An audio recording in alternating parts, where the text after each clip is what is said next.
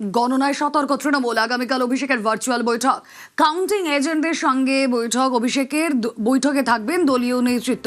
এই বৈঠকে কি বার্তা জানবো, প্রতিনিধি আবির ঘোষাল রয়েছেন সঙ্গে। আবির, কাউন্টিং নিয়ে ইতিমধ্যে তৃণমূল কংগ্রেসের তরফ থেকে বারবার তাদের দলের যারা নেতারা রয়েছেন, প্রার্থীরা রয়েছেন, তাদেরকে সতর্ক করে দেওয়া হচ্ছে এবং মূলত তারা বলছেন যে যতক্ষণ না পর্যন্ত কাউন্টিং শেষ হচ্ছে, এবং গতকালকে মমতা বন্দ্যোপাধ্যায় তার ভিডিও বার্তাতেও বলেছেন যে তিনি যতক্ষণ না পর্যন্ত সাংবাদিক সম্মেলন করছেন কেউ যেন কাউন্টিং টেবিল ছেড়ে বাইরে না বেরিয়ে চলে আসেন।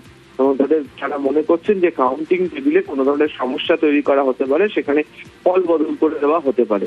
এবং এর আগেও 2021 বিধানসভা নির্বাচনের সময় বেশ কতগুলো কেন্দ্র নিয়ে এই ধরনের অভিযোগ তৃণমূল কংগ্রেসের তরফ থেকে তোলা হয়েছিল।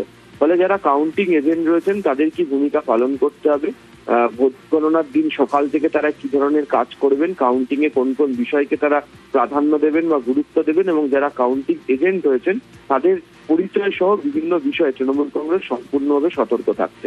তাই নিয়েই বৈঠক আগামীকাল বিকেল 4টের সময় ভার্চুয়ালি বৈঠকটি হবে। প্রার্থী, তাদের যারা কাউন্টিং এজেন্ট, তাদের পাশাপাশি দলের সমস্ত নেতৃত্বকে এই বৈঠকে ভার্চুয়ালি হাজির থাকতে বলা হয়েছে। ওকে।